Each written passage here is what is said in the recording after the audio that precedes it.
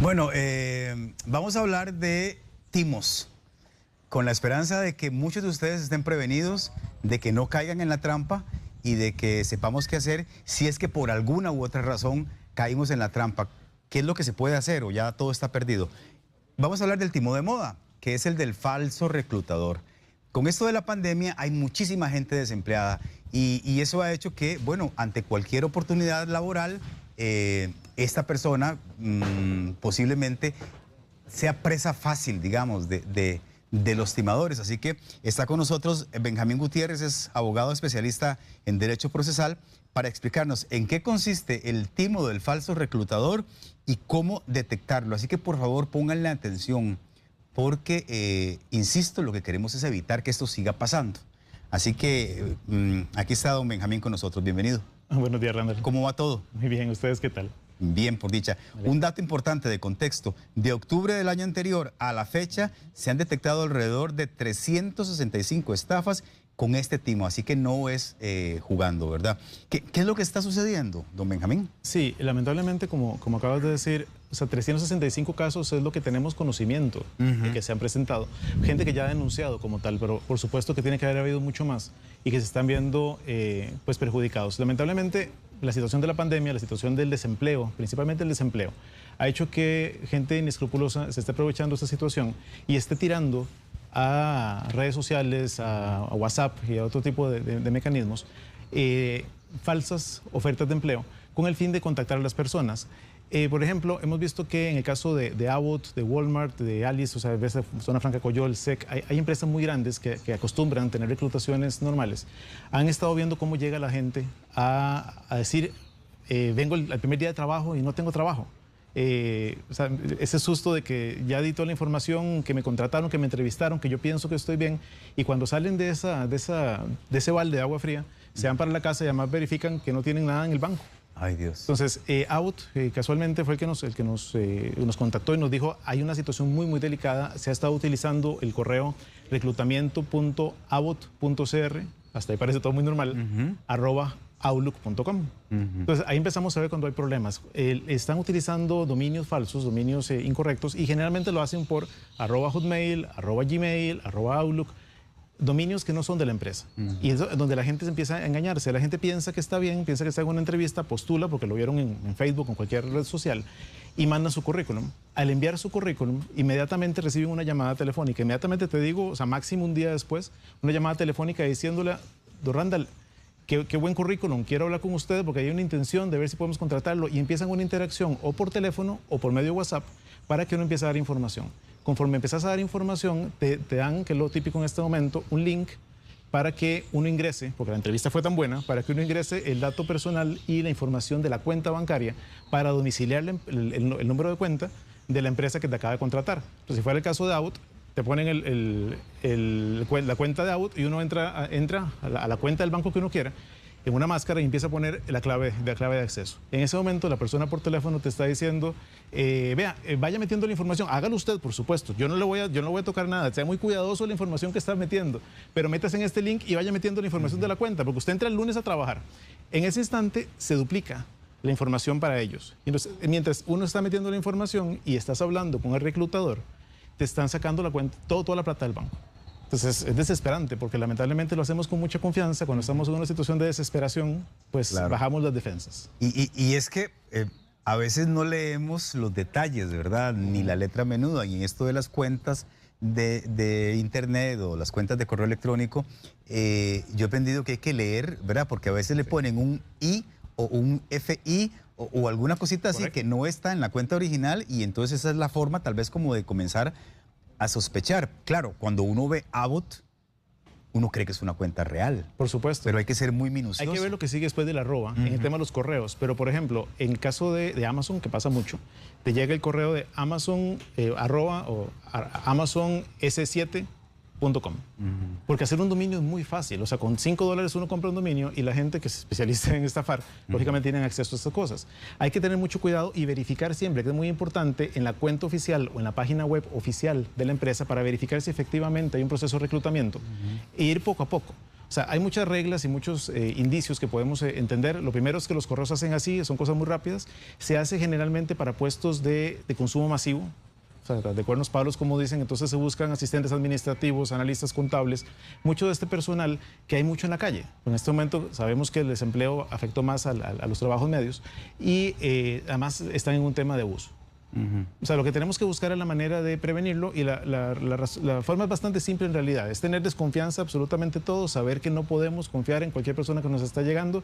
Si nos dicen que ingresemos a un link, no lo hacemos, menos en la entrevista. Si nos dicen que tenemos que ir a una entrevista presencial a algún lugar, pues vayamos bien, pero no hay ningún problema, nos alistamos bien y vamos a la entrevista. Pero si llegamos a la entrevista y es una casa, no la empresa, o nos dicen que nos citaron en un restaurante o en un parque, o peor aún, que también ha pasado, que nos dicen que por el tema de la pandemia lo que están haciendo es llegando a tu casa a entrevistarte.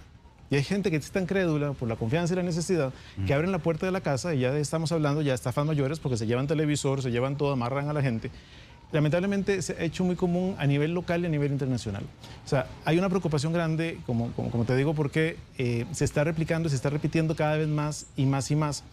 Cuando te dan la posibilidad de contactar a la persona ya como tal, te empiezan a pedir información directa, te dicen que hay que hacer una activación de firma digital, que vamos a hacer una devolución de impuestos o que te ganaste un premio, y uno baja las defensas. O sea, ese famoso le llaman phishing, porque lo que hacen es como pescar en inglés, para que te den información muy rápidamente.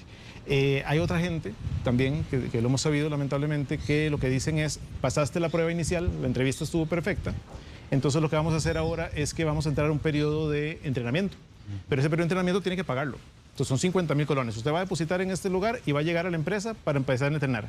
Nunca, jamás de los jamases, si usted va a estar entrenado, le van a cobrar por entrenarse. Claro. Y la otra que hemos visto también, que lamentablemente se da mucho, es el tema del análisis psicológico, que es lo mismo. Te hicieron una entrevista virtual o por teléfono y tenés toda la información como tal y estoy perfecto, el candidato ideal para este puesto. Perfecto. Ahora, para estar seguro que podemos contratarlo, tenemos que pasar un análisis psicológico. Entonces, tiene que pagarle $180, 200.000 colones, 100.000 colones a un psicólogo. Tiene que depositar en esta cuenta bancaria. Entonces, depositan la plata y, por supuesto, cuando pasan los días y no te llama el psicólogo para la dichosa cita, te das cuenta que te estafaron. Ahora, licenciado, es común, por ejemplo, que los reclutadores reales pregunten datos como, no sé, número de cédula, la dirección de la casa, los números de cuenta. Es común que lo hagan, pero no deben hacerlo. Eso es muy importante. O sea, a partir del 25 de julio, no se me olvida la fecha, del 2017, que se hizo toda la reforma laboral a nivel nacional. La reforma procesal laboral. La reforma procesal laboral, correcto. El artículo 404 viene a introducir con mucha fuerza el tema de la discriminación. Entonces, a mí no pueden preguntarme nunca en una entrevista dónde vivo. No pueden preguntarme si tengo hijos, si estoy casado, si estoy pensando en hacer X o Y cosas. Todo ese tipo de situaciones son discriminatorias. Entonces, en un tema de estos hay que tener mucho cuidado. No solamente porque ya más que un tema de estafa, es un tema también de discriminación. Sin embargo, cuando estamos en una entrevista de estas falsas, lo que me van a pedir es lo mismo. O sea, principalmente la información de claves de acceso, cuentas bancarias, la dirección puede ser si están pensando ya en hacer un timo diferente, pero cuando estás en una relación laboral en la que te están contratando, si te empiezan a preguntar la dirección, uno puede negarse, porque podría ser un criterio no objetivo. Y en ese sentido significaría de que no me van a contratar porque vivo en X o Y lugar o porque estoy muy lejos del trabajo y como estoy muy lejos del trabajo, entonces no soy candidato ideal para el puesto. Eso es discriminatorio, entonces no deben hacerlo. Okay. ¿Qué otras cosas puedo yo advertir del comportamiento o de este proceso en el que estoy metido para saber si es real o si es un timador? Lo principal es darnos cuenta de que son habilísimos. O sea, estás con un vendedor que te habla así. O sea, estamos en una entrevista en la que el tipo nos está diciendo, nos está llevando y parece que nos quiere vender el cielo y la tierra. Tomamos en cuenta, tengamos siempre muy claro que cuando estamos en un proceso de entrevista, el mayor interesado en que me den el trabajo soy yo, no el reclutador. O sea, el reclutador no te va a insistir y te va a insistir y te va a insistir y te va llevando. Tienen esa labia tremenda que lamentablemente es muy evidente. Lo otro, vamos a insistir con el tema. Ver de dónde viene. O sea, si estamos viendo que el correo tenía sus cosas, ya estoy en la entrevista y ya vieron la entrevista con ustedes y se dan cuenta que yo llegué a Teletica y no dice @teletica.com o fui a Out y no dice @out.com. O sea, tengo que evitar entonces seguir adelante. Pero principalmente ellos se identifican como gerentes, se identifican como personas de muy alto rango dentro de la empresa y tampoco es lo correcto, ni lo común. Lo común no es que un gerente vaya a entrevistar en estas vías. Estábamos hablando de que el tema de la virtualidad ha hecho que pues, todo el mundo está muy cómodo y muy confiado en que es muy fácil conectarnos en un momento a otro en, no sé, en Teams o en Webex o en cualquier cosa de estos tipos serios. Entonces las entrevistas virtuales sí se dan, pero hay que ver también el entorno en donde está el entrevistador si llegara a darse el video. Generalmente el video no se da. Generalmente las llamadas son llamadas o son mensajes de WhatsApp, porque cuando ya estamos en esa entrevista vamos a poder identificar un montón de cosas. Si la persona está con el logo de la empresa, está con camiseta o uniforme de la empresa, si está bien vestido, si el entorno es normal. O sea, si yo estoy en una entrevista de trabajo y lo que tengo atrás es un jardín, es muy raro que yo esté realmente en una empresa. Si estoy pues con una t-shirt, muy relajado, o sea, no, eso no es así. La entrevista siempre es muy formal y después de la entrevista que te van a hacer va a haber un proceso adicional para saber si es el candidato ideal. Entonces, por una entrevista de 5 minutos no va a estar contratado jamás. Okay. Licenciado, le voy a dejar una pregunta en el aire porque vamos a ir a una pausa y regresamos, pero quiero saber si hay cosas que yo le puedo preguntar al reclutador o al supuesto reclutador que podrían ayudarme a identificar que se trata de un timo. Me contesta ahorita. Claro. De acuerdo, ya venimos. Estamos hablando de uno de los timos de moda, que es el del falso reclutador de empresas y de compañías importantes. Y habíamos dejado una pregunta en el aire. Si yo le puedo, durante esta conversación, al supuesto reclutador, preguntarle cosas que me hagan, digamos, tener una luz con respecto a si será falso o real. Sí, claro, eso es una muy buena idea, Randall. En realidad, lo que puede hacer uno, primero que todo, es preguntarles ¿por qué razón me entrevista por teléfono? O sea, no hay forma de que conecte la cámara. O sea, mándeme un link de la empresa para que podamos hacer una entrevista virtual, si la entrevista evidentemente no es de esa forma. Porque el reclutador falso va a tratar por todos los medios de que no se le vea la cara, evidentemente, porque podría identificarse en algún momento. Lo otro es, si efectivamente se animó, fue muy atrevido de prender la cámara en ese sentido. O sea, ¿por qué razón no está usted con el uniforme? ¿Por qué razón no veo el logo de la empresa? O sea, preguntas que hagan hacer incómodo a la persona. El tema principal es, yo entendía y escuché en Buen Día el otro día en una entrevista que el correo tiene que ser @avot.com, @bgacor.com, @teletica.com, o sea, el de la empresa como tal, el dominio. Y el suyo es un Gmail. ¿Usted puede explicarme por qué? Eso para ver cómo reaccionan. Sin embargo, más que entrar en una dinámica de preguntas con el entrevistador, o el supuesto entrevistador, es mejor salir huyendo de esta situación. ¿Por qué? Por lo que dijimos al principio. Los entrevistadores o los estafadores en esta línea son gente muy hábil, o sea, con una labia tremenda, con una lengua de 16 metros, en la que pueden enredar a cualquiera y van a tener respuesta para todo. Entonces, si nosotros empezamos ya a dudar, el primer indicio es ese. Si nosotros estamos en una entrevista en la que empezamos a pensar que hay algo raro, o sea, la tripa te dice que hay algo malo, salgo huyendo de ahí. Salgo huyendo.